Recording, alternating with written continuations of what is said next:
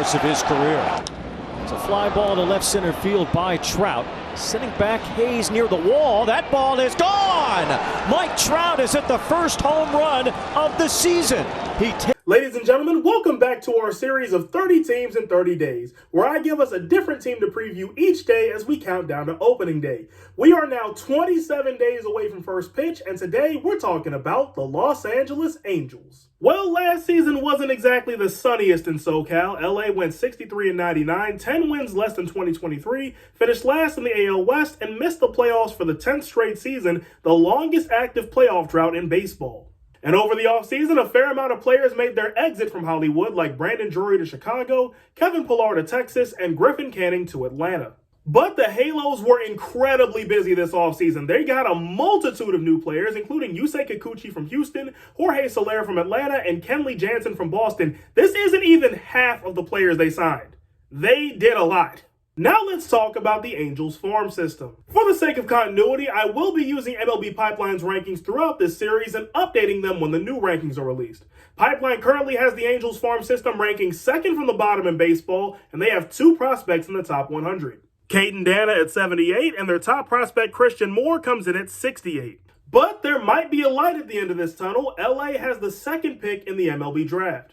According to RotoChamp, here's the Angels' projected opening day lineup as they head to Chicago to take on the White Sox. Starting rotation is also included. Those will both be on your screen now. This Angels team, led by manager Ron Washington in his second season in LA, features an even mix of youth and experience. And also, I bet you weren't expecting the first top 10 payroll on this list to be the Angels, huh? Well, guess what? That's what they are, coming in at number 10. So yeah, this team is absolutely full of surprises. My big question for the Angels is, what's the plan? On the surface, this looks like a surefire rebuild year for the Angels. But if that's the case, why did they spend so much in free agency? Could LA be delulu enough to think they can compete in the American League this year? Granted, the National League looks like the tougher of the two leagues, and the AL West might be the American League's weakest division, so a Cinderella run might have a little credibility to it. But there might just be another side to this coin. I want you guys to remember a couple things I said in this video. First, that this is still a rebuild, so a Cinderella run, as magical as that would be, is still just a fairy tale. It's more likely LA is once again at the bottom of the division.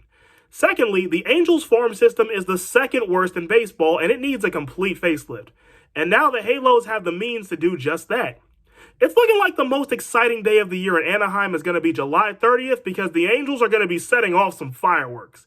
Gonna hurt the locals to see them go, but the good definitely outweighs the bad here. My Angels hot take is LA ends the season with a top 10 farm system. Vegas sets the Angels win line at 72.5, and I'm going to take the under. I promise I'm going to start hitting the overs later in the series. They are coming. I'm not going to go under on everybody. So where are all my Angels fans at? Sound off in the comments. And for everybody else, if I haven't gotten to your team yet, don't worry. I will get to them. They're on the way. In fact, I may even be talking about them tomorrow, so why don't you leave a like and subscribe and come back for the next installment. But until tomorrow, I'm the voice of Evan, and remember, always keep the vibes high.